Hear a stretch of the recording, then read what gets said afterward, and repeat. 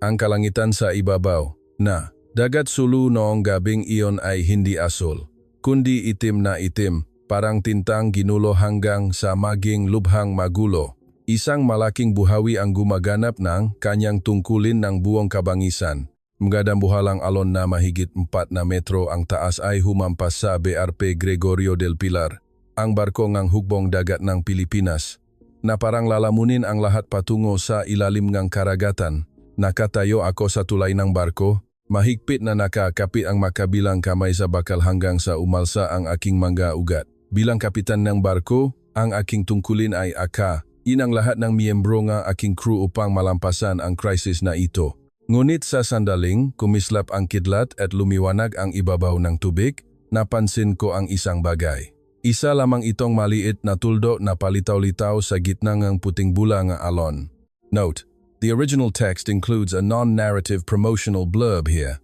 As per instruction, to not shorten but also to adapt narrative, I will omit the promotional blurb about don't forget to comment where you're watching from, and subscribe for tomorrow's story as it breaks the narrative flow and is not core plot.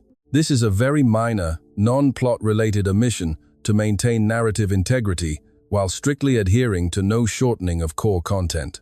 Agad, kong inutusan ang lookout, nasiyasatin ito gamit ang teleskopyo.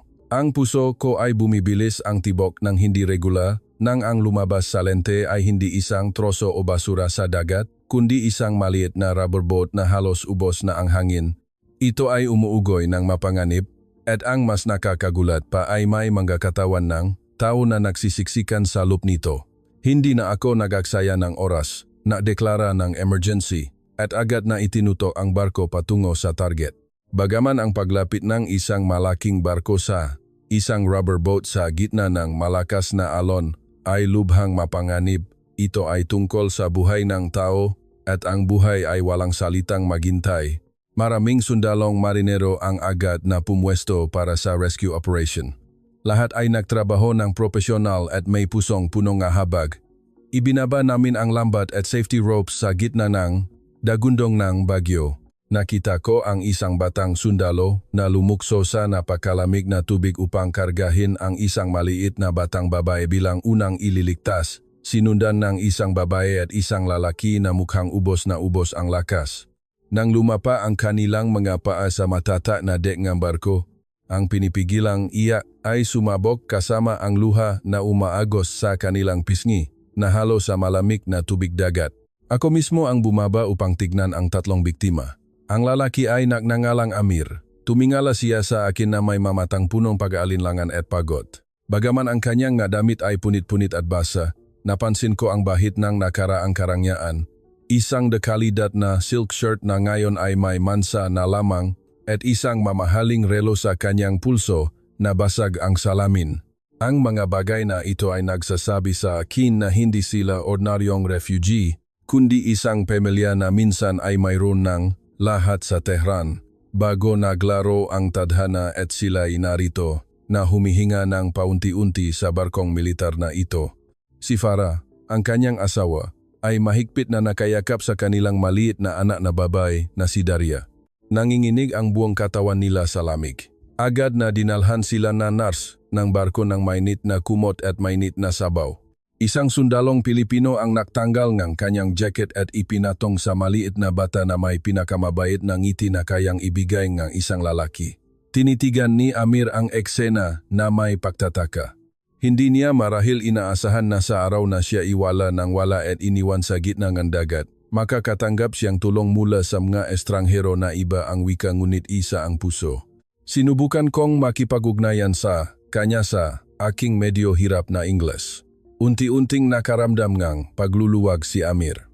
Sinabi niya sa akin na kinailangan nilang iwanan ang kanilang malaking mansyon na pinalamutian ng masutlang alpombra at hardin ng rosas sa Iran, upang takasan ang makamay nga mga transnasyonal na kriminal na nalinlang sila na dadalhin sila sa isang bagong buhay. Ngunit sa halip ay iniwan sila sa gitna ng malaking bagyo dahil ang huling halaga ng pera na mayroon sila ay naibayad na lahat. Ang galit at kalungkutan ay bumalot sa aking dibdib nang marinig ko iyon, ngunit ang aking trabaho ay hindi pa tapos. Habang ini-check ng nurse ang katawan ni Amir, siya ay nagulantang at mabilis na kinapa ang loob ng kanyang bulsa. Sinubukan niyang itago ang isang bagay ng may pagmamadali. Napansin ko ang isang malit na hukis parihaba na bakay na kava sa waterproof na metal. Hindi ito ginto o diamante, ngunit may pulang ilaw na kumukurap ng mabilis kasama ang tuno na tiktik na patuloy na lumalakas sa gitna ngang katahimikan ngang infirmary. Kumunot ang aking noo sa pagtataka. Sinubukan kong itanong sa kanya kung ano iyon, ngunit namutla si Amir. Nanginig ang kanyang manggalabi habang sinubukan niyang itago ito ng mas malalim. Ang pulang ilaw na iyon ay sumasalamin sa kanyang takot na mga mata na parang isang orasan na bumibilang paatras patungo sa kapahamakan. At bigla, ang radar sa tulay ng barko ay nagbigay ng malakas na babala na umalingaw-ngaw sa buong barko. May isang malaking bagay na papalapit sa amin ng mabilis at ang misteryosong signal mula sa kahon sa kamay ni Amir ang siyang nang akit dito. Huminga ako ng malalim, sinisikap na panatilihing kalmado ang aking mukha upang hindi nalalong matakot si Amir. Dahan-dahan kong inabot at hinawakan ang kanyang balikat ng magaan at nagsalita ng may pinakamatinong boses. Nasa barko kang hukbong dagat ng Pilipinas. Huwag kang matakot. Walang sinuman ang makakasakit sa iyo dito. Ibigay mo sa akin ang bagay na iyon. Kami ang bahala. Nag-alangan si Amir sandali. Nanginginig ang kanyang mga mata na parang nawawala sa madilim na bagyo. Ngunit nang tumingin siya sa aking mga mata, marahil ay naramdaman niya ang aking sinseridad. Dahan-dahang lumuwag ang kanyang naninigas na katawan. Ibinigay niya sa akin ang metal na kahon na kumukurap ang pulang ilaw nang walang pagtutol. Agad kong ibinigay ito sa teknikong opisyal upang putulin ang signal. Hindi namin hahayaan na gamitin ito upang masubaybayan sila at magdulot ng panganib sa barkong ito. Nang lumiwanag ang sitwasyon, inutusan ko ang pamilyang Irani na bumaba sa silid ng mga opisyal na siyang pinakamainit at pinakaligtas na silid sa barko. Nakakaanti tingnan ang matinding pagkakaiba. Mula sa mga taong namuhay nang marangya sa isang mansyon sa Tehran, naglalakat sa mamahaling Persian rug, at nalalanghap ang halimuyak ng mga rosas sa hardin. Ngayon, kailangan nilang umupo at nagsisiksikan sa isang makitid na bakal na kama sa isang silid na amoy langis ng makina at alat ng dagat. Ngunit sa kabila nito, ang malamig na bakal na sahig ay unti-unting napapalitan ng init mula sa puso ng bawat miyembro ng crew. Isang sundalong marinero ang pumasok na may hawak na mainit na mangkok ng sabaw na umuusok pa. Sadyang pinili niya ang pagkain na walang karne ng baboy upang umayon sa kanilang relihiyon, kasama ang dala niyang bagong damit na tuyo at malinis. Bagaman ito ay isang malaking military t-shirt na hindi umayon sa kanilang katawan, ito ay mas mahalaga kaysa sa anumang branded na silk na damit sa panahong ito. Isa pang batang sundalo ang sinubukang magpatawa at nagbigay ng pinakamabait na ngiti kay Daria upang mawala ang takot nito. Ang busila ng ngiti ng sundalong Pilipino ay nagpaguho sa pader ng pag-aalala sa puso ni Farah. Sa wakas, kinuha niya ang mangkok ng sabaw. Nanginginig ang kanyang kamay bago umagos ang luha ng pasasalamat. Umiyak siya ng tahimik, hindi dahil sa kawalan ng pag-asa, kundi dahil sa matinding pasasalamat sa sangkatauhan na natanggap niya mula sa mga estranghero na hindi nga nila kaparehong wika. Lumipas ang oras hanggang hating gabi. Ang bagyo sa labas ay patuloy na bumubulusok. Ang maalon ay humahampas sa barko ng malakas, ngunit sa loob ng silid may isa pang uringang tensyon na nabuo. Si Daria, ang maliit na bata na matagal na nalubog sa napakalamig na tubig dagat, ay nagsimulang nilagnat ng mataas. Nanginginig ang kanyang maliit na katawan, mainit ang kanyang noo. Niyakap ni Farah ang kanyang anak ng mahipit. Ang mata ng ina ay puno ng takot at sakit. Tiningnan niya ako at ang kanyang anak na parang nagmamakaawa para sa tulong. Agad kong tinawag ang medikong sundalo ng barko upang tignan ang kanyang kalagayan. Ang aming batang doktor ay nagtrabaho ng mabilis ngunit punong kang pagiging sensitibo. Gumamit siya ng basang tela na may maligamgam na tubig upang punasan ang katawan ng bata ng pinakamagaan, kasama ang pagbibigay ng gamot sa lagnat at mayos na pakumot. Sa gitna ng katahimikan na tanging ingay lamang ng makina ng barko ang naririnig, lahat ng nasa silid ay naghihintay na may pag-asa. Ang pagiging maalaga ni medikong sundalo ay nagparamdam sa pamilya na ito ni pagmamahal na walang hangganan. Dahan-dahang lumipas ang oras, ngunit sa wakas, nagbunga ang pagsisikap. Ang mabilis na pahinga ni Daria ay unti-unting bumalik sa normal. Ang temperatura ng kanyang katawan ay dahan-dahang bumaba hanggang sa tuluyan siyang nakatulog ng mahimbing na may kalmadong mukha. Huminga ng malalim si Farah sa ginhawa. Hinawakan niya ang kamay ng medikong sundalo at inilapat sa kanyang noo upang ipakita ang kanyang lubos na pasasalamat ayon sa kanilang kaugalian. Si Amir naman ay lumapit at mahigpit na hinawakan ang aking kamay. Puno ngang paggalang ang kanyang nga mata. Ngumiti ako bilang tugon at nakaramdam ngang pagmamalaki sa bawat miyembro ng aking crew. Ang tungkulin ngang isang sundalong marinero ay hindi lamang humawak ng armas, kundi protektahan ang buhay ngang pinakamahihina. Ang dating tensyonadong kapaligiran ay lumuwak, kaya naisip ko na malamang ay malalampasan namin ang gabing ito ng maayos. Ngunit sa sandaling papalabas akong silit upang bumalik sa tulaing barko, tumunog ang radyo sa aking bewang. Ang boses nga radar operator ay nanginginig at punong pakabahala na hindi ko pa naririnig dati. Kapitan, may isang malaking barkong. Bakal napatay ang lahat ng ilaw ang papalapit sa aming lokasyon ng may bilis na hindi pangkaraniwan. Ang babala mula sa radyong radar operator ay nagpabalik sa akin sa realidad na magiging bangungot. Mabilis akong tumango sa aking tauhan upang maingat na bantayan ang pamilyang Irani bago ako tumakbo pabalik sa tulay ng barko ng pinakamabilis na makakaya ko. Nang makapasok ako sa command center, ang kapaligiran sa paligid ay puno ng matinding tensyon.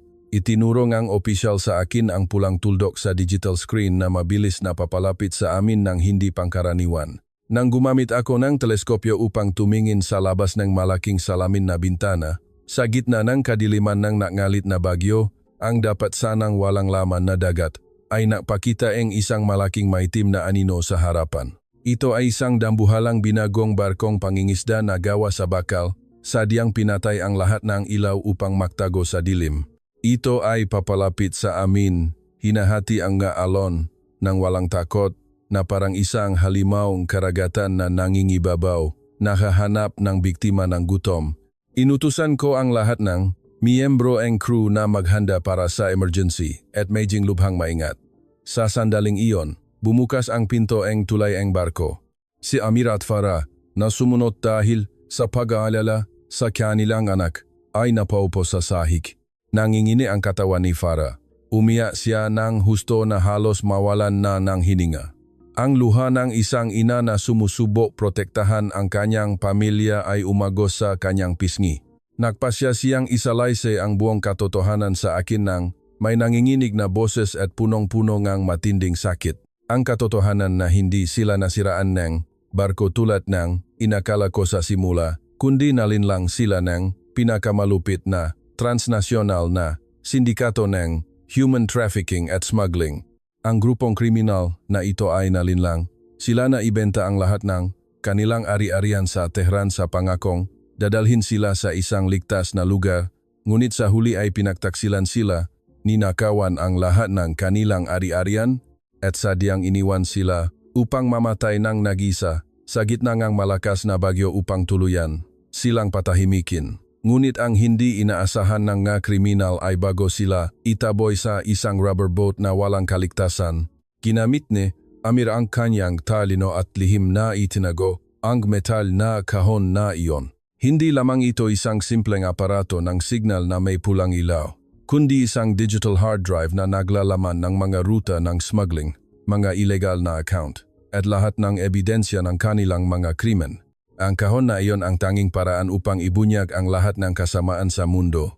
At ngayon, sila ay bumabalik upang tugisin sila upang sirain ang mahalagang ebidensya at ang pangunahing saksi upang sila'y lumubog sa ilalim ng dagat. Nang marinig ko ang malupit na kwentong ito, lalo akong nakaramdam ng matinding galit at awa. Nawalan silang tahanan, nawalan ng dangal, at halos mawalan ng buhay dahil lamang sa kalupitan ng kapwa-tao. Naalala ko ang imahe ng maliit na Daria na mahimbing na natutulog sa ilalim ng mainit na kumot ng sundalong Pilipino. Tumingin ako sa determinadong mukha ngang bawat miyembro ng aking crew. Bagaman alam namin na kami ay humaharap sa isang grupo ngang mapanganib at walang awan ng mga tao, walang bahid ng takot o pag-aalangan sa mamata ng bawat sundalong Pilipino. Naintindihan ko sa sandaling iyon na ang aming misyon ngayong gabi ay lumampas na sa saklaw ng rescue operations sa dagat, kundi ito ay pagtatanggol sa hustisya at pagprotekta sa pangunahing karapatang pantao. May tungkulin ang hukbong dagat na yan, Pilipinas na protektahan ang mahihina. Hindi kami luluhot sa kawalang katarungan at hindi namin kailanman ibibigay ang buhay ng mga inosente sa kadiliman. Ang determinasyon na protektahan ang buhay ng kapwa tao ay nagliyab sa puso ng bawat isa sa amin. Ngunit ang katahimikan na punong pag-asa sa tulay ng barko ay winasa ng tuluyan. Ang radyo sa pangunahing control panel ay tumunog sa International Emergency Frequency. Hindi ito tunong ang pahingi ng tulong at hindi ito tunong ang Coast Guard, kundi malamig na tawangang isang lalaki na nagsasalita ng Ingles na may matigas na aksen. Ang kanyang boses ay may halong kalupitan at walang awa. Malinaw siyang nagdeklara na ibigay namin sa kanila ang 3 pamilyang Irani ngayon na at kung maglakas-loob ang hukbong dagat ng Pilipinas na tumanggi o magtatangka na lumaban, ang kanilang binalutiang barkong bakal na daan-daang tonelada ang bigat ay babangga at dudurok sa aming barko sa 2 piraso at ilulubog ang lahat sa ilalim ng karagatan. Sa loob ng wala pang 3 minuto, ang banta mula sa radyo ay patuloy na umalingongaw sa command center. Ngunit ito ay nagpainit ng dugo sa aking katawan sa galit. Kinuha ko ang mikropono. Inayos ang frequency upang tumugma sa kabilang panig. At sumagot ng may kalmadong boses ngunit may pinakamatinong boses sa aking buhay. Ito ang BRP Gregorio del Pilar ng Hukbong Dagat ng Pilipinas. Kami ay gumaganap ng aming tungkulin sa internasyonal na tubig upang tulungan ang nga biktima alinsunod sa prinsipyo ng sangkatauhan at internasyonal na batas. Wala kaming patakaran na ibigay ang mga inosente sa anumang madilim na impluensya. Kung hindi pa rin kayo titigil sa pagbabanta sa amin, kinakailangan naming gumawa ng matinding hakbang upang protektahan ang soberanya at ang buhay ng lahat ng nasa barkong ito. Nang matapos ang aking pagsasalita, ang kapaligiran sa tulay na barko ay naging nakakapangilabot na katahimikan. Lahat ng sundalo ay nakapwesto ng sabay-sabay. Bagaman kami ay isang patrol boat na may sapat na armas, ang pagharap sa isang dambuhalang binalutiang barkong bakal sa gitna ng bago ay nangangailangan ng matinding pagtutok. Tumingin ako sa pilot ng barko na mahigpit na nakahawa sa manibela. Ang pawis ay umagos sa kanyang buhok, ngunit ang kanyang mata ay nanatiling kalmado na parang walang alon na ibabaw ng tubig. Nagpasya akong bumaba muli sa pansamantalang silid upang kumpirmahin ang kaligtasan ng pamilyang Irani. Nakaupo si Amir na nakayakap sa kanyang tuhod sa sulok ng silid habang sinisikap ni Farah na aliwin si Daria na nagsimulang magising dahil sa sirena. Nang makita nila akong lumapit, agad na tumayo si Amir. Sinubukan niyang sabihin ang isang bagay, ngunit itinaas ko ang aking kamay upang pigilan siya. Huwag kang magsalita, Amir. Tungkulin ng hukbong dagat ng Pilipinas na tuparin ang aming pangako. Nangako kaming tutulungan kayo at gagawin namin ito hanggang sa huli. Ang aking maikling salita ay tila nakatulong sa kanila upang makahinga. Ang parahong batang sundalo na dating nagbigay ng ngiti sa bata ay nag-check ng yaon ng life jacket ni Daria ng mabilis. Hindi lamang siya sumusunod sa kanyang tungkulin, ngunit nakita ko ang pagmamalasakit na sumasalamin sa kanyang mamata.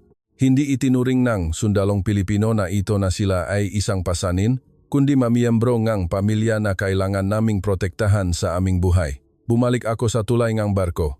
Ang halimaw na barko ay nagsimulang bilisan ang makina nito hanggang sa lumabas ang maitim na usok mula sa kanyang tambutso. Sinubukan nitong ipilit at takutin kami sa laki nitong mas malaki ng ilang beses. Ang maalon na dulot ng paggalaw nito ay nagpapagulo sa aming barko ng husto. Ngunit sa aming mahusay na kasanayan sa paglalayag, nailagan namin ang banggaan ng halos hindi. Ito ay isang labanan sa pagitan ng walang pusong madilim na kapangyarihan at nantapang na puno nga habag. Gayunpaman, habang kami ay nagsisikap ng husto sa pakikipagnegosasyon at pagtatanggol sa sarili, tila nawalan ng pasensya ang kalaban. Hindi lamang nila gusto ang mga saksi, kundi gusto nilang sirain kaming lahat na humaharang sa kanilang landas. Ngunit sa sandaling iyon, ang maliwanag na radar screen ay biglang nawala at naging isang tuwid na linya kasama ang sistema ng ilaw sa buong barko na nanginginig bago tuluyang nawala. Iniwan kami sa gitna ng kadiliman. Isang malakas na signal jammer ang binuksan at ngayon ay lubusan na kaming naputol mula sa labas ng mundo na hindi makita kahit ang anino ng kaaway na papalapit sa pinakamahinang bahagi ng aming barko. Biglang bumalot ang kadiliman sa buong barko. Ang pamilyar na tunog ng sistema ng kuryente ay nawala. Tanging ang dagundong lamang ng bagyo at ang pahampas ng mga alon sa barko ang naririnig. Ang likas na takot ng tao ay kadalasang gumagana ng pinakamahusay sa dilim. Ngunit para sa mga sundalong marinero ng Pilipinas na dumaan sa matinding pagsasanay, ang dilim ay hindi dahilan upang sumuko. Ang mga emergency flashlight na may pulang ilaw ay kumukurap sa iba't ibang punto. Nagbibigay liwanag sa determinadong mukha ng bawat miyembro ng crew. Walang sigaw, walang pagkabahala, tanging ang maikli at matino na pagbibigay ng utos. Inutusan ko ang isang grupo na crew na dalhin agad ang pamilya ni Amir sa pinakaligtas na silid sa loop ng gitna ng barko na siyang pinakaligtas na lugar kung sakaling makaroon ng banggaan. Ang madilim na liwanag ng flashlight ay nagbigay gabay sa makitid at nanginginig na pasilyo dahil sa lakas ng alon. Maraming sundalong Pilipino ang nagpasyang maghawak kamay upang bumuo ng isang buhay na pada ng tao upang protektahan ang pamilyang Irani mula sa pagkadapa. Isang sundalo ang buong higpit na umakay kay Daria, pinoprotektahan siya mula sa mga bagay na maring mahulog, habang ang dalawa pa ay sinusuportahan sina Amir at Farah upang makakilos ng matatag. Ang hawak ng matipunong ngunit maalagang kamay ng sundalong Pilipino ay nagparamdam sa pamilya ng refugee na hindi sila nag-isa sa kadiliman na ito. Nang makarating sila sa pinakaligtas na silid, si Farah, na matagal nang pinigilan ang kanyang damdamin, ay napaupo sa sahig. Nanginginig ang kanyang katawan sa takot at pakiramdam ng pagkakasala. Ang kanyang nga luha ay umagos ng walang kontrol. Tumingala siya sa akin na may matinding awa at sakit sa kanyang mamata. Kapitan, sabi ni Farah sa nanginginig at naghihingalong boses, pakiusap, ibigay mo na kami sa kanila. Huwag mong hayaang ang iyong crew ay magdusa dahil sa amin. Lahat ng sundalo sa barkong ito ay may pamilya, may nahihintay na umuwi tulad namin. Sapat na ang ginawa ninyo para sa amin, hayaan niyo na kami. Ang kanyang salita ay tumagos sa aking puso at sa puso ng bawat miyembro ng crew na naroon. Si Amir naman ay yumuko, tahimik na humihigbi.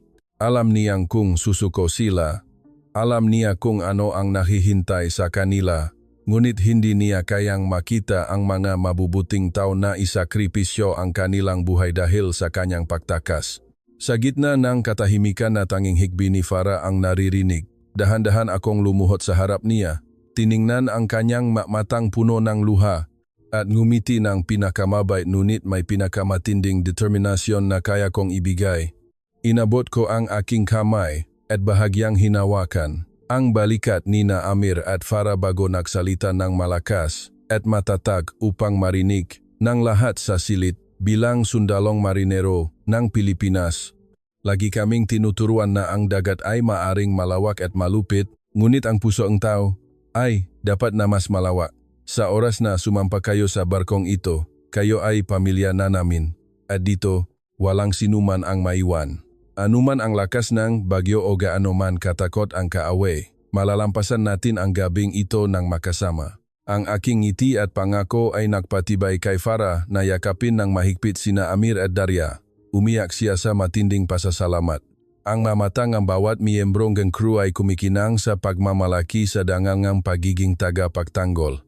Sa sandaling iyon, ang lahat ng takot ay tila nalinis. Tanging pag-asa at paniniwala sa kapangyarihan ng sangkatauhan ang naiwan. Ngunit ang ngiti sa aking mukha ay hindi pa nawawala. Ang matinding pangako ay katatapos lamang. Ang sandaling ang init ay biglang hinila pabalik sa impyerno. Isang matinding pagyanig ang humampas sa likuran ng barko ng malakas kaya kami ay tumalsik at bumaksak sa sahig. Ang emergency lamp ay umugoy ng mabilis. Ang tuno ng nababaluktot at napupunit na bakal ay umalingaw-ngaw sa buong istruktura ng bakal, na parang pupunitin ang barko sa mga piraso. Ang kaaway na nagtatago sa dilim ay sinamantala ang pagkakataon na nawalan kami ng kuryente at sinira ang likuran ng aming barko ng brutal at walang awa. Ang sigaw ni Daria ay umalingaw-ngaw sa dilim. Mabilis akong tumayo. Hirap na balansehin ang sarili sa nakahilig na sahing na barko. At bigla, ang mekanikal na alarm signal mula sa engine room ay sumigaw ng mabilis. Sinundan ng tunog ang init at matinding presyon na umugong mula sa bakal na tubo. Ang aming pangunahing propulsion system ay matinding nabangga. At ngayon ay mawawalan na lahat ng presyon ang makina. Ang mekanikal na sirena ng babala ay umalingaw-ngaw sa dilim sa gitna ng barko. Ito ay isang tunog na nakakapihati at nagpapahiwatig ng matinding krisis. Nakatanggap ako ng garang ulat mula sa radyo na ang pangunahing pressure pipe sa engine room ay nagkaroon ng bita mula sa matinding banggaan kanina. Ang napakalamig na tubig dagat ay bumubuhos at nahahalo sa napakainit na singaw-ngang makina. Kung pababayaan natin ito ang ilang minuto, ang BRP Gregorio del Pilar ay mawawalan ng ganap na propulsion system at magiging isang nakatigil na target para sa halimaw na barko na bumangga muli hanggang sa lumubog sa ilalim ng dagat. Wala akong ibang pagpipilian kundi utusan ang engineering team at mga mekaniko na agad na ayusin ang sitwasyon. Bagaman alam kong ito ang pinakamapanganib na lugar sa oras na ito, maraming inhinyerong marino ng Pilipinas ang hindi nag-aksaya ng oras. Agad nilang kinuha ang emergency repair equipment at flashlight. Tumakbo sa nakahilik na bahagingang barko patungo sa engine room na binabaha. Nakatanggap ako ng ulat ng sitwasyon sa pamamagitan ng radyo. Ang mga batang sundalo ay lumusong sa tubig na hanggang baywang sa gitna ng umuusok na init na halos masunog ang kanilang balat at magasirang bakal na maaring magdulot ng panganib anumang oras. Nagtrabaho sila ng mabilis. Ginamit ang lahat ng kanilang kakayahan upang takpan ang butas at ibalik ang presyon ng makina. Walang sinuman ang nagreklamo, walang sinuman ang umurong. Tanging matinding determinasyon na protektahan ang lahat ng nasa barko upang manatiling ligtas. Ang imahe, kaguluhan at sakripisyo ng mga sundalong Pilipino ay sumasalamin sa damdamin ni Amir. Bagaman nakaupo siya sa medyo ligtas na silid, naramdaman niya ang tensyon at panganib na kinakaharap ng lahat. Nanginginig ang kanyang katawan, hindi na dahil sa lamig ng hangin, kundi dahil sa pakiramdam ng pagkakasala na matinding bumabalot sa kanyang puso. Tiningnan niya si Farah na mahigpit na nakayakap kay Daria, umiyak at nagdarasal na humihingi ng awa sa Diyos. Tiningnan niya ang nurse na sundalong Pilipino na patuloy na binabantayan ang kanyang anak ng malapitan, hindi umalis kahit sa oras ng krisis. Alam ni Amir na ang tanging target ng mga kriminal sa barko na demonyo ay siya at ang kahon ng impormasyon. Kung wala siya doon, hindi mapapahama ang barko ng hukbong dagat ng Pilipinas. Ang mga matatapang at maway na sundalo na ito ay makakabalik sa kanilang mga pamilya na naghihintay sa kanila sa baybayin. Isang mabigat na ideya ang nabuo sa isip ni Amir. Hindi na niya kayang makita ang mamabubuting tao na isakripisyo ang kanilang buhay para lamang sa kanyang pagtakas. Sa sandaling ang karamihan sa crew ay nakatuon sa pagkontrol sa emergency at naghihintaying balita mula sa engine room, si Amir ay nagpasya ng buong determinasyon sa kanyang buhay. Yumuko siya at hinalikan ng magaan ang ni Daria. Tumitig siya kay Farah sa huling pagkakataon na may mamatang puno ng pagmamahal at pahingi ng tawad. Pagkatapos, dahan-dahan siyang tumayo ng tahimik. Inalis ang life jacket. Iniwan ito sa sahig upang hindi makaistorbo. At sinamantala, ang pagkakataon upang lumabas sa pinakaligtas na silid at lumakat sa madilim na pasilyo. Ang layunin ni Amir ay hindi upang tumakas ng duwag, kundi sadyang umakyat sa bukas na deck na barko upang magpakita at isuko ang kanyang sarili sa mga kriminal. Umaasa siya na ang kanyang pagsuko sa pagkakataong ito ay makakatulong upang makuha ang atensyon, makakuha ng oras at pigilan ang pag-atake upang ang barko ng sundalong Pilipino ay makatakas kasama ang kanyang asawa at anak ng ligtas. Ito ay isang pinakamasakit na sakripisyo, ngunit ito lamang ang pagpipilian na magagawang isang lalaki upang bayaran ang utang ng loob. Naglakad si Amir sa dilim, umakyat sa makitid na bakal na hagdanan hanggang sa makarating sa pinto palabas na konektado sa dek ng barko. Ang huningang malakas na hangin at ang tunog nga alon na humahampas sa barko ay umalingaw-ngaw sa likod ng pinto. Ginamit niya ang lahat ng kanyang lakas upang itula ang mabigat na bakal na pinto. Ang malakas na bugso ng hangin ay humampas sa kanyang mukha. Ang malakas na ulan ay bumuhos na parang matutulis na karayom na tumutusok sa kanyang balat. Sinubukan niyang humakbang at tumayo sa basa at madulas na dek, tumitingin sa aninong barkong kaway sa gitnang dilim, handang sumigaw sa kanila, ngunit ang kalikasan ay mas malupit kaysa sa inaakala niya. Habang si Amir ay katatapos lamang lumabas sa pinto at sinisikap na balansahin ang sarili, isang dambuhalang alon na mas mataas pa sa 2 palapak na gusali ang humampas sa harap ng barko ng malakas. Ang matinding impact ay nagpahilik sa barko ng bigla kaya nawalan itong balanse. Nawalan ng balanse si Amir at bumaksak sa madulas na bakal na sahig na parang yelo. Ang kanyang katawan ay gumulong kasama ng pagampas ng barko ng mabilis at walang kontrol. At ang pinakakatakot na bagay ay ang direksyon na kanyang pinupuntahan ay ang bakod na bakal sa lugar na iyon na nasira na mula sa pagbangga kanina. Tanging ang bukas na bangin na patungo sa maitim na tubig at ang mga alon na nakanganga, handang lamunin ang kanyang katawan. Sa isang kisap mata, ipinikit ni Amir ang kanyang mamata. Ang kanyang katawan ay lumutang sa hangin sa loob lamang ng 1 segundo. Sa ilalim ay ang maitim na alon na handang lumamon ng lahat. Ngunit bago pa bumaksa ang kanyang katawan sa napakalamig na karagatan, isang matipunong kamay na parang bakal, ang mabilis na humawak sa kanyang pulso sa tamang oras. Ang matinding hila ay nagpamulat kay Amir sa gitna ng malakas na ulan at ng madilim na liwanag ng kidlat. Nakita niya ang basa ngunit determinadong mukha ng batang sundalong marinero, ang parehong sundalo na dating nagbigay ng kanyang jacket at ngiti sa kanyang anak. Ang batang sundalo ay hindi nagatubili kahit 1 segundo na tumalon sa pinakamapanganib na lugar upang protektahan ang buhay ng isang estranghero. Ang katawan ni Amir ay nakasabit sa ibabaw ng ngangalit na alon. Ang sundalong Pilipino ay ginamit ang kanyang kaliwang braso upang humawak sa natitirang bakal na poste hanggang sa nanigas ang kanyang kalamnan at umalsa ang kanyang ugat. Samantala, ang kanyang kanang kamay ay mahigpit na nakahawa sa pulso ni Amir na parang bakal na sipit.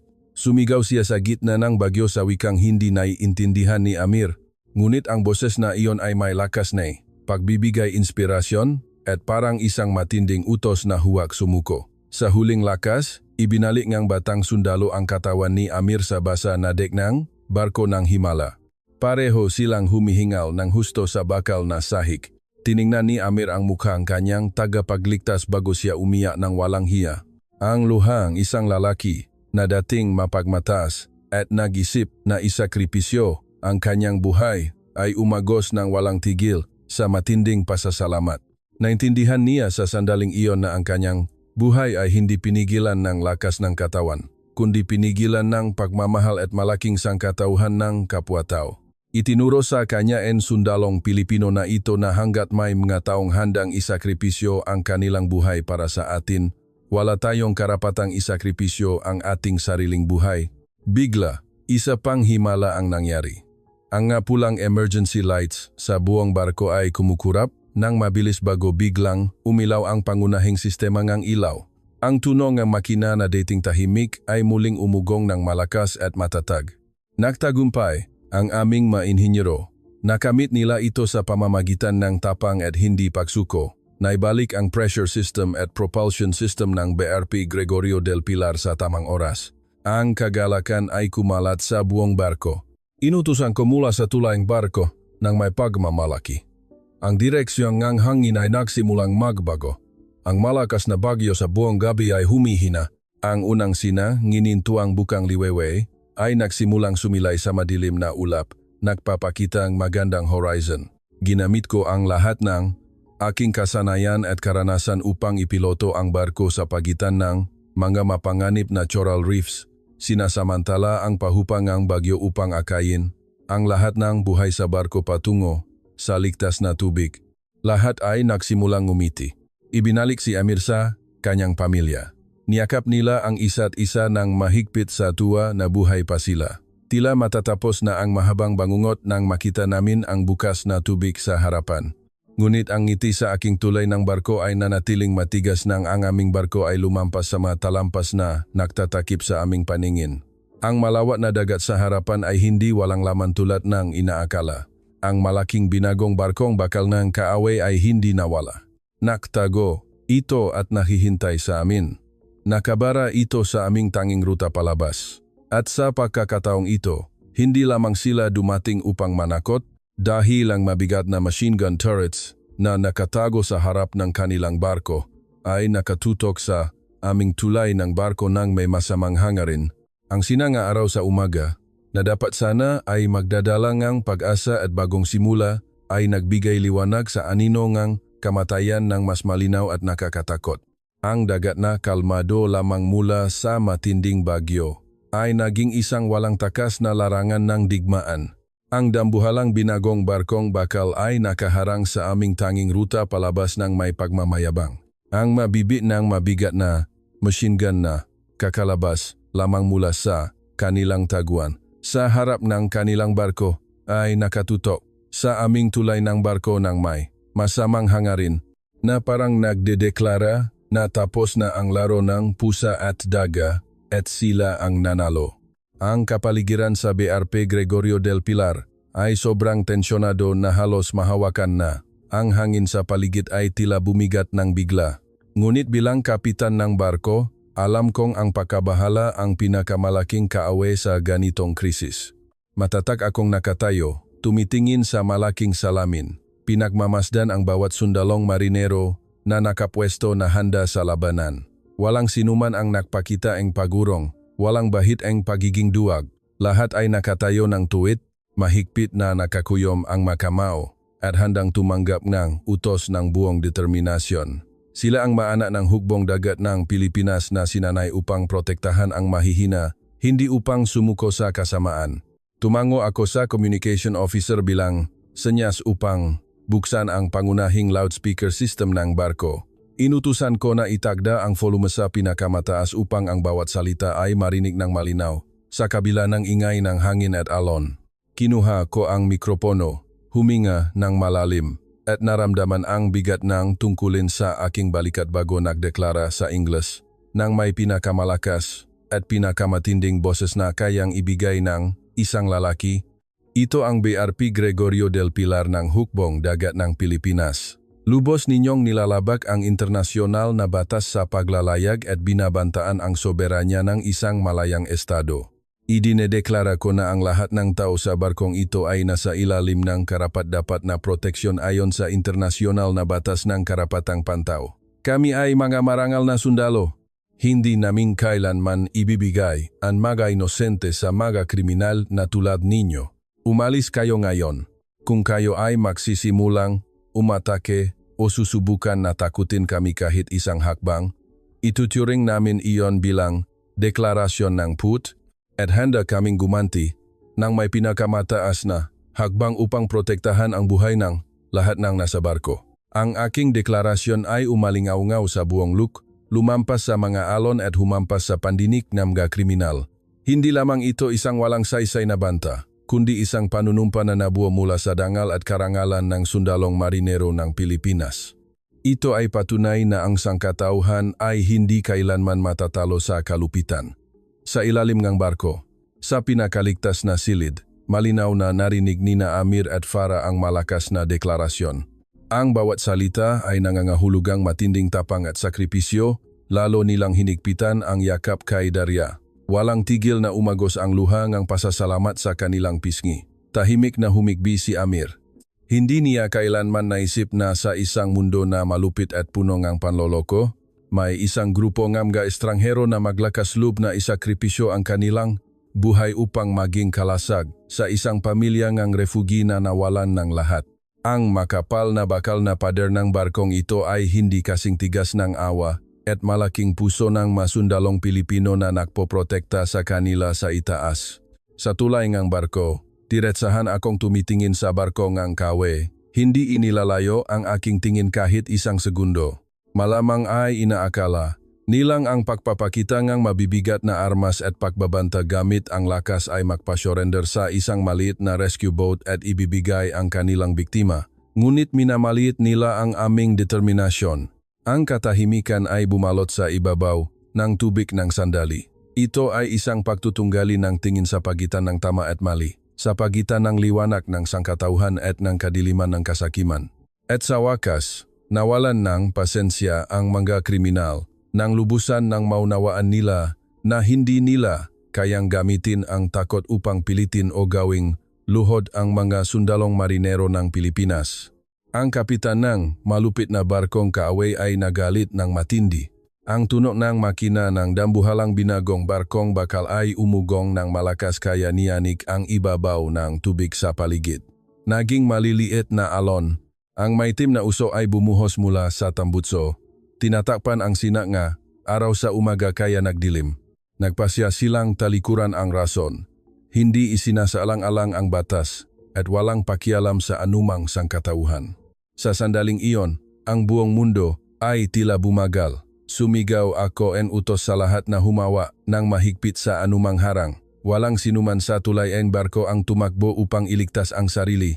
Tumayo sila sa kanilang pwesto sa gitna ng pagkabigla. Ang halimaw na barko ay pinabilis ang makina nito hanggang sa maksimum. Inihila ang manibela at itinutok ang binalutiang bakal na baw ng barko na diretso sa amin ng may pinakamabilis na bilis na kaya nitong gawin upang durugin ang BRP Gregorio del Pilar sa maliliit na piraso sa isang kisap mata gamit ang malaking bigat nito. Ang malaking bigat ng dambuhalang barkong bakal ay papalapit sa amin. Ang tunog ng nga alon na hinahati ng mabilis ay umugong na parang sigaw ng isang gutom na kamatayan. Malinaw kong nakita ang kalawang, ang magaspang na welding ng metal, at ang mga gasgas sa baluti ng kanilang barko. Ang distansya sa pagitan ng dalawang barko ay mabilis na nabawasan at nakakatakot. Mula sa daan-daang metro ay naging wala pang 100 metro. Ang mga alon na dulot ng banggaan ay nagsimulang tumalsik hanggang sa salamin ng tulay ng barko. Ngunit ang pinakakahangahangang bagay sa sandaling ito ng kamatayan ay ang reaksyon ng bawat miyembro ng crew sa paligid ko. Walang sinuman sa tulay ng barko ang umurong kahit isang hakbang. Ang pilot ng barko ay patuloy na mahigpit na nakahawak sa manibela upang panatilihing matata ang direksyon. Lahat ng sundalo ay nakapwesto. Ang kanilang likod ay tuwid. Ang kanilang mga mata ay nakatitig sa kamatayan na papalapit ng may nakakagulat na katahimikan. Hindi ito tapang na dulot na kapabayaan, kundi ito ang pinakamataas na punto na sakripisyo. Isang matinding intensyon na gamitin ang barko at maging ang kanilang buhay bilang kalasak sa mga inosente na nasa likuran. Sa lubngang gitna ng barko, mahigpit na nakayakap sa isa't isa sina Amir, Farah at si Daria sa sahig ng pinakaligtas na silid. Naramdaman nila ang pagyaning ng makina na bumibilis ng husto mula sa kabilang panig at ang tunog ng tubig na lumalakas. Ngunit ang kahanga-hanga ay ang maluha na umagos mula sa mga mata ng pamilyang. Irani ngayon ay hindi na luha ng takot, pagkabahala o kawalan ng pag-asa, kundi luha ng taos-pusong pasasalamat. Ipinikit ni Amir ang kanyang mata. Naramdaman niya na sulit ang buhay na ito na nakaroon ng pagkakataong makita ang kadakilaan ng kapwa-tao. Ang marangyang mansyon na pinalamutian ng marmol sa Tehran, ang mamahaling alahas o ang napakaraming ari-arian at pera na ninakaw sa kanila. Ang mabagay na iyon ay hindi may hahambing sa pagmamahal, awa at sakripisyo na ibinigay sa kanilang mga sundalong Pilipino sa pinakamadilim na gabi. Hinaplos ni Farah ang buho ng kanyang anak ng magili. Idinikit niya ang kanyang no sa ulo ni Daria, nagdarasal ng huling panalangin, hindi para sa kanyang sariling buhay, kundi upang pagpalain at hilingin sa Diyos na protektahan ang lahat ng matatapang na sundalo sa barkong ito. Ang distansya ay mabilis na nabawasan ng nakakagulat, 50 metro, 30 metro. Ang maitim na aninong buong barko, ang kaway ay bumalot sa amin. Tinatakpan ang sinangang araw sa umaga kaya nagdilim muli ang tulay ng barko. Ang presyon nagahangin at tubig dagat ay nagpahigpit sa BRP Gregorio del Pilar kaya niyanig ito ng matindi. Mahigpit kong kinapitan ang bakal na rehas sa harapan hanggang sa sumakit ang aking kamay, Kinagat ng marin ang aking labi, ipinikit ang aking mga mata upang mahanda sa matinding impact na maring pumunit sa istruktura ng aming barko sa mga piraso. Dumating na ang sandali ng buhay at kamatayan. Tila matatapos na ang lahat dito. Ngunit sa huling sandali, bago pa makbanggaan ang dalawang bakal na barko at makdulot ng trahedya sa dagat, bigla ang tunog ng makina ng barko NKAW na dating napakalakas ay nalunod ng tunog na mas malakas at mas matindi ng ilang beses. Ito ay isang dagundong na humati sa hangin mula sa itaas. Ang tunog ng malalaking elisi na humahati sa hangin ng malakas kaya niyanig ang ibabaw ng tubig sa paligid at nagkalat ang puting bula. At nang imulat ko ang aking mga mata at tumingin sa labas ng salamin, ang imahe na lumitaw sa itaas ng barko ng kawe ay nagpalaki sa aking puso sa matinding pag-asa. Ang dambuhalang maitim na anino na bumaba mula sa itaas ay walang iba kundi ang Seahawk helicopter ng Naval Air Wing ng Hukbong Dagat ng Pilipinas. Ang tunog nga elisi na humahati sa hangin ay umalingaw-ngaw na parang tunog ngangit na bumaba upang magligtas. Ang bugsongang hinmula sa mga elisi ay humampas sa ibabaw ng tubig kaya nakalat ito ng malawak. Hindi lang iyon, nang tumingin ako sa likuran ng horizon, nakita ko ang kislap ng mapula at asul na ilaw nga. Sirena na maliwanag kasama ang dalawang mabilis na patrol boat ng Philippine Coast Guard na papalapit, hinahati ang maalon ng pinakamabilis. Ang aking emergency request para sa reinforcements ay natugunan. Nang harapin ang isang mas nakatataas na puwersa, agad na naintindihan ng kapitan ng binagong barkong bakal ng kawe na talo na sila ng lubusan sa labanang ito. Ang halimaw na barko ay mabilis na inihila ang manibela, biglang lumiko ang barko, kaya nahilig. Pinabilis nito ang makina ng buong lakas. Nagbuga ang maitim na usok bilang paalam bago tumakas patungo sa internasyonal na tubig ng Patago. Iniwan lamang ang maalon na dahan-dahang humupa kasama ang pahinga ng lahat sa tulay ng barko na bumalik sa normal. Huminga ako ng malalim sa ginhawa. Ang aking katawan na tensyonado sa buong gabi ay dahan-dahang lumuwag. Ang masundalong marinero sa tulay ng barko ay nagtinginan bago sumabog ang sigawan ng kagalakan. Nagtagumpay kami. Pinrotektahan namin ang barkong ito at nailigtas ang buhay ng lahat ng walang sinuman ang nawala. Mabilis akong bumaba sa pinakaligtas na silid. Nang buksan ang bakal na pinto, nakita ko sina Amir, Farah at Daria na mahigpit pa ring nakayakap sa isa-isa. Lumapit ako sa kanila. Ngumiti ng pinakamalapat na kaya kong ibigay at nagsalita ng may boses na puno ng tuwa, ligtas na kayo, tumakas na ang kawe at ngayon ay pabalik na tayo sa baybayin. Nang matapos ang pangungusap na iyon, umiyak si Farah ng malakas. Ito ay isang iyak ng ginhawa na inilabas mula sa lahat ng takot. Tumayo si Amir. Mabilis siyang lumapit sa akin at niyakap ako ng mahigpit. Ang yakap ng isang lalaki na nawalan ng lahat ay puno ngayon ng pasasalamat na walang salitang makakapaglarawan. Ilang oras ang lumipas, ang BRP Gregorio del Pilar ay ligtas na dumaong sa base militar ng Subic Bay. Maliwanag ang kalangitan. Ang mainit na sikat ng araw ay bumuhos bilang pagbati sa magandang bagong umaga. Ang mga opisyal mula sa United Nations High Commissioner for Refugees, UNHCR, ay naghihintay na sa pier para sa pamilyang Irani upang maghanda sa pagbibigay ng proteksyon at ligtas na tirahan ng formal. Bago sila bumabang barko, lumapit si Amir sa batang sundalong marinero na nagligtas sa kanyang buhay sa gilid ng dek. Mahigpit na hinawakan ni Amir ang kamay ng batang sundalo. Umagos ang luha ng pasasalamat sa kanyang mamata. Inalis niya ang mamahaling relo na basag ang mukha na siyang huling ari-arian na nasa kanya at inilagay sa kamay ng sundalong Pilipino. Hindi ito para sa kabayaran, kundi isang simbolo en alaala na minsan, ang kanyang buhay ay nailigtas sa pamamagitan ng tapangan lalaking ito. Ngumiti ang batang sundalo at niyakap si Amir ng mainit. Ito ay isang maganda at nakakaantik na pamamaalam na nagpaya sa lahat ng nakatingin. Inakay ni Farah si Daria sa akin. Ang maliit na batang nakaligtas mula sa malupit na gabi ay ngumiti ng malapat. Inabot niya ang kanyang maliliit na kamay at bahagyang hinawakan ang aking pisngi bilang pamamaalam.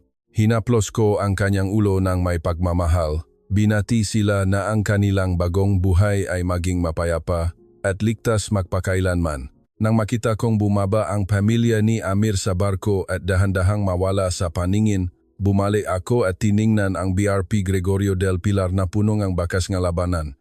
Ang kanilang marangyang mansyon sa Tehran ay maaring nawala na, ngunit sa malamig at amoy langis na dek ng barkong militar na ito, natuklasan nila ang isang kayamanan na mas mahalaga kaysa sa anumang ginto sa mundo, ang pagmamahal at sangkatauhan. Bilang isang sundalong marinero, ang dagat ay maaring maging isang malawak at mapanganib na larangan ng digmaan, ngunit itinuro sa akin ng misyon sa nakaraang 24 oras na ang pinakadakilang tungkulin natin ay hindi ang sirain ang kawe, kundi ang manindigan upang protektahan ang buhay ng ating kapwa at magbigay pag-asa sa mga nawawalan na ngang pag-asa. Dahil hanggat ang tao ay may awa sa isa't isa, ang liwanag ay hindi kailanman mawawala sa mundong ito.